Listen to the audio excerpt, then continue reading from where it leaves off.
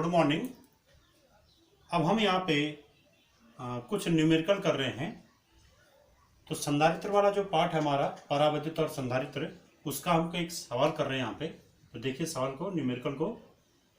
एक समांतर प्लेट संधारित्र की प्रत्येक प्लेट का क्षेत्रफल 40 सेंटीमीटर स्क्वायर है तथा दोनों प्लेटों के बीच वैद्युत क्षेत्र की तीव्रता 50 न्यूटन प्रति कूलम है। प्रत्येक प्लेट पर आवेश की गणना करो। तो इसमें क्या है, हमें क्या दे रखा है कि एक समांतर प्लेट संधारित्र है। जैसे यह है, मानो कोई समांतर प्लेट संधारित्र है। इसकी प्लेटों, प्रत्येक प्लेट का क्षेत्रफल, तो प्रत्येक प्लेट का क्षेत्रफल हमने ए मान लिया और ए का मान दे रखा है। तो कैसे हल करेंगे, पहले जो दे रखा है उसको नोट कीजिए कि प्रत्येक प्लेट का क्षेत्रफल। तो हम लिख देंगे समांतर प्लेट संधारित्र की प्रत्येक प्लेट का क्षेत्रफल ए मान लीजिए, और ए का मान क्या दे रखा है, 40 सेंटीमीटर स्क्वायर। ठीक है। अब इसको सबसे पहले इसको वर्ग मीटर में कन्वर्ट कीजिए, क्योंकि 40 वर्ग सेंटीमीटर है। इसको वर्ग मीटर में कन्वर्ट कीजिए, क्योंकि जब भी हम कोई न्यूमेरिकल करते हैं तो उसमें जो आंकड़े होंगे उनको MKSA पद्धति में होना चाहिए। ये CGS पद्धति में है, ये सेंटीमीटर में, इसको मीटर में कन्वर्ट कीजिए। तो ये आ जाएगा 40 गुणा गया 1 वर्ग सेंटीमीटर में कितने वर्ग मीटर होते हैं, 10 की घात ऋण 4 वर्ग मीटर। तो 40 वर्ग सेंटीमीटर में कितने वर्ग मीटर होंगे, 40 गुणा गया 10 की घात ऋण 4 वर्ग मीटर। ठीक है। अब यहां पर ये संधारित्र का, ये प्लेटों का क्षेत्रफल A, इसकी वैल्यू आ गई। आगे क्या दे रखा है, दोनों प्लेटों के बीच वैद्युत क्षेत्र की तीव्रता 50 न्यूटन प्रति कूलम है। इन दोनों प्लेटों पर, माना इस प्लेट पर प्लस क्यू आवेश है, इस प्लेट पे माइनस क्यू आवेश है, इनके बीच जो वैद्युत क्षेत्र की तीव्रता है वो E है। तो प्लेटों के बीच वैद्युत क्षेत्र की तीव्रता, वैद्युत क्षेत्र की तीव्रता E बराबर, ये दे रखा है हमको कितना, 50 न्यूटन प्रति coulomb. N for Newton, C for coulomb, ये ऐसे लिख दिया। इसके बाद E आ गया, A आ गया। अब आपको क्या निकालना है, प्रत्येक प्लेट पर आवेश की गणना करो। तो संधारित्र है ये, इसकी 2 प्लेटें हैं, समांतर हैं, तो इन पर आवेश की गणना करनी है। तो इन पर आवेश तो क्या होगा, बराबर होगा, परंतु विपरीत होगा। तो हम ये मानते हैं कि माना संधारित्र की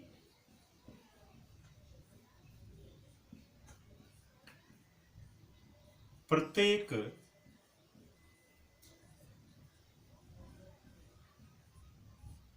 प्लेट पर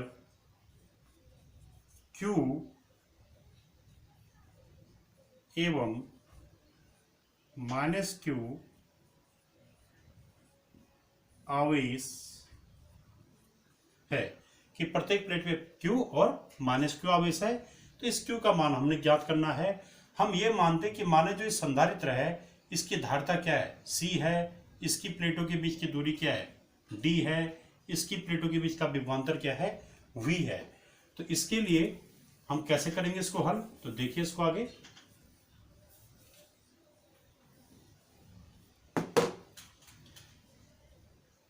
हम जानते हैं कि संधारित्र की धारिता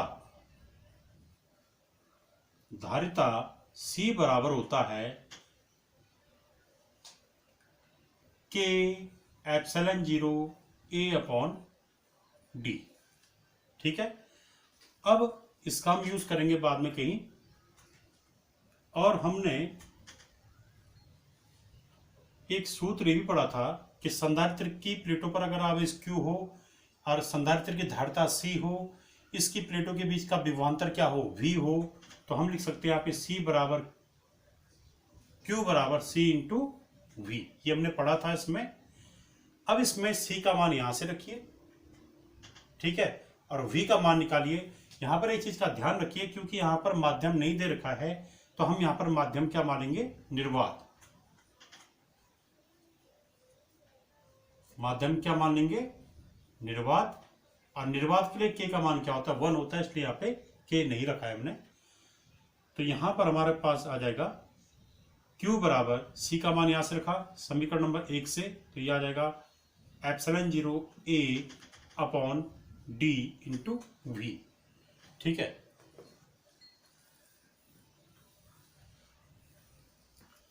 अब देखिए यहां पे A का मान हमको पता है, एप्सिलॉन 0 का मान हमको पता है।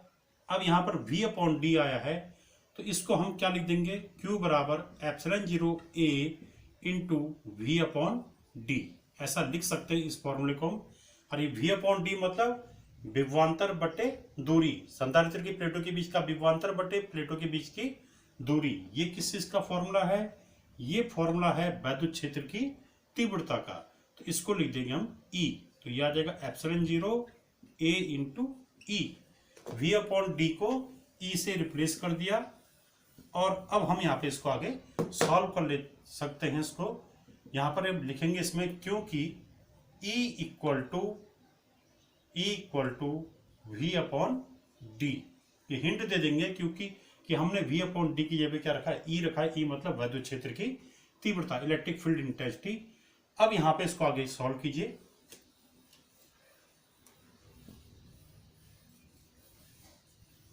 तो रखिए यहाँ पे मान Q बराबर एप्सिलॉन 0 का मान क्या होता है, 8.85 इंटू 10 टू पावर -12। A का मान क्या था, 40 इंटू 10 टू पावर -4।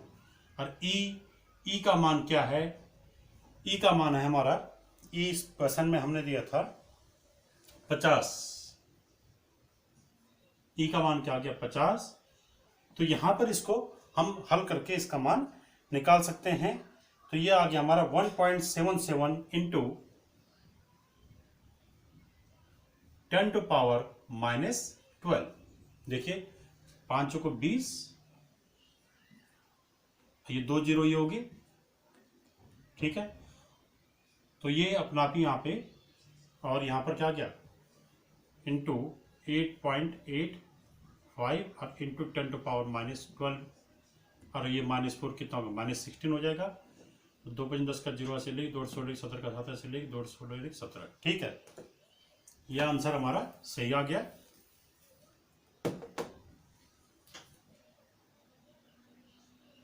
तो 1.77 इंटू 10 टू पावर -12, और क्या,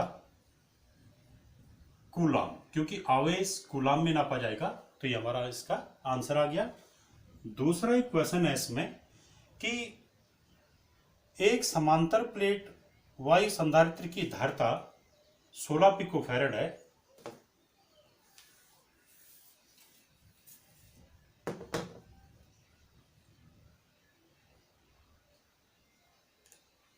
ये कोई समांतर प्लेट संधारित्र है, इसकी प्लेटों के बीच पहले क्या है, वायु है, और इसकी धारिता क्या है, C है।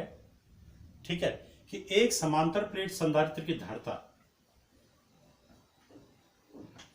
तो समांतर प्लेट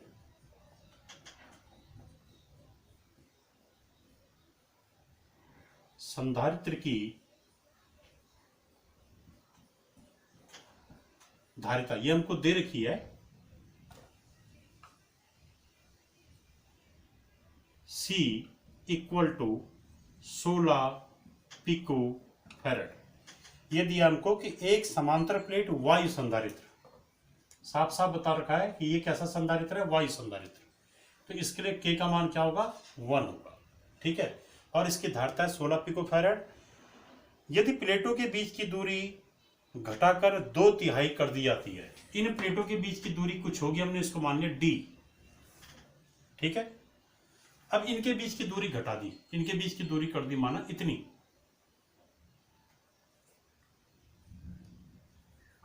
आवेश वही है पहले ऐसा।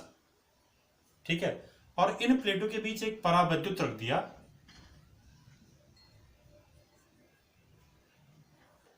जिसके लिए K का मान है 2/3। ठीक है, तो यदि प्लेटों के बीच की दूरी पहले यदि प्लेटों के बीच की दूरी घटाकर 2/3 कर दी जाए, यानी अगर पहले दूरी d थी तो अब दूरी कितनी हो जाएगी, इसका 2/3, यानी 2d/3, ये इनके बीच की दूरी होगी 2d/3। एवं उनके बीच तीन परावैद्युतांक का पदार्थ भर दिया जाए।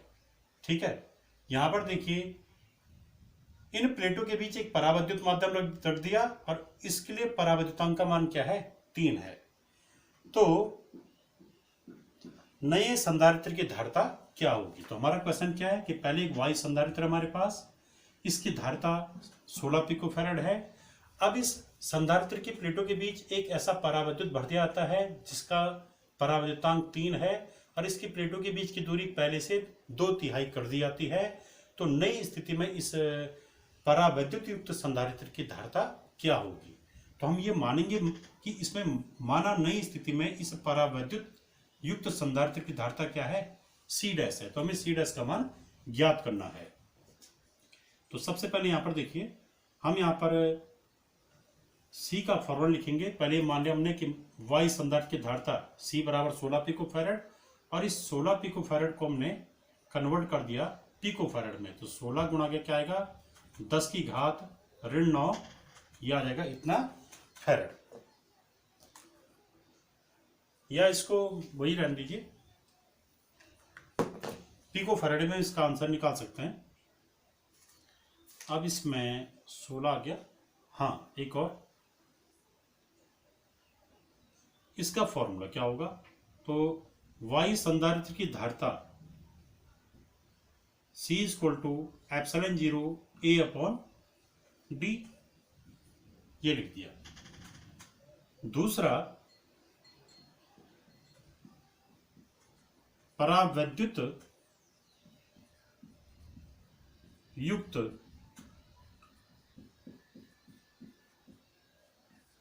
संधारित्र में प्लेटों के बीच की दूरी,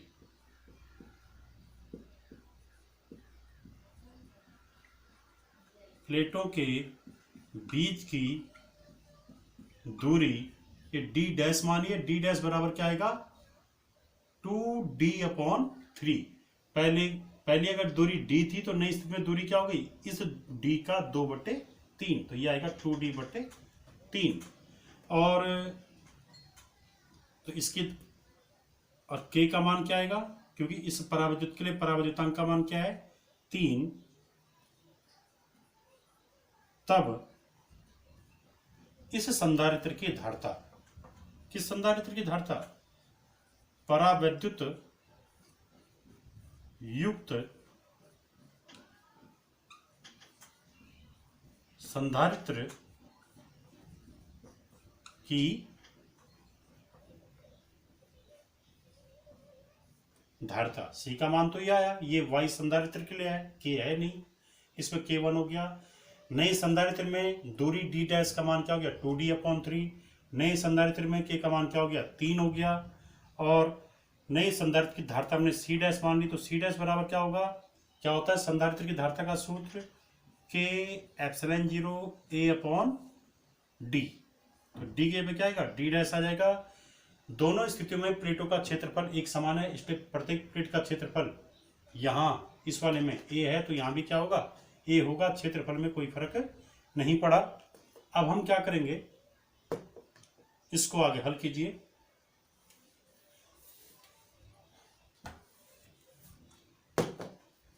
C' इक्वल टू K के स्थान पे लिखिए 3 ε0 A, K का मान रख दिया। d' के स्थान पर रखिए 2/3d। तो ये 3 न्यूमरेटर में चल जाएगा, तो इससे हमारा आ जाएगा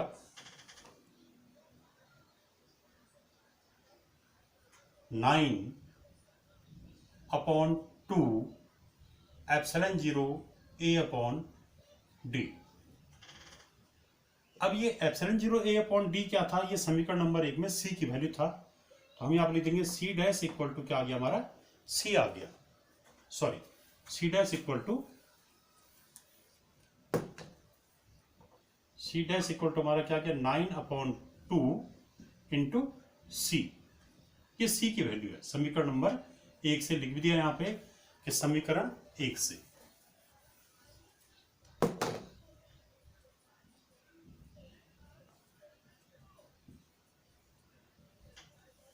और तब हम सी की वैल्यू रख देंगे। सी क्या है?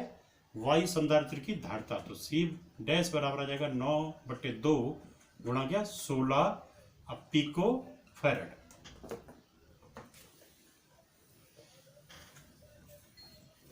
तो यहां से जो है हम इसको आगे यहां से हल कर सकते हैं।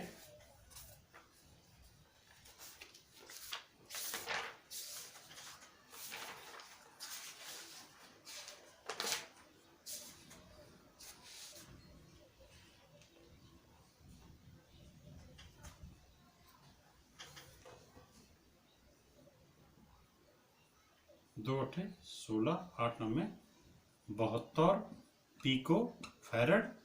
तो ये आंसर हमारा किस में आ गया? 72 पिको फैरड। ये आ गया हमारा पिको फैरड के रूप में। तो ये हमारा क्या हो गया? ये यहाँ पर हमारा आंसर हो गया। इसमें अब आगे कुछ क्वेश्चन और थोड़ा एक चीज देखिए। जैसे ये लिख दिया हमने, तो ये क्या है? ये इसको हम लिखेंगे परावैद्युत, जिसके लिए के का मान क्या था? 3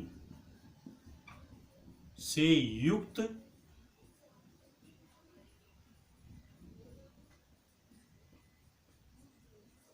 संधारित्र की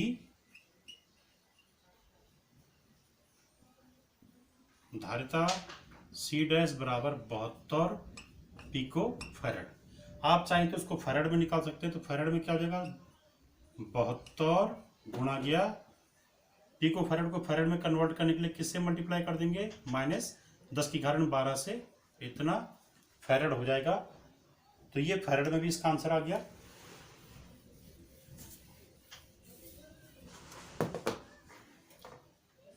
एक पिको फैरड बराबर 10⁻12 फैरड।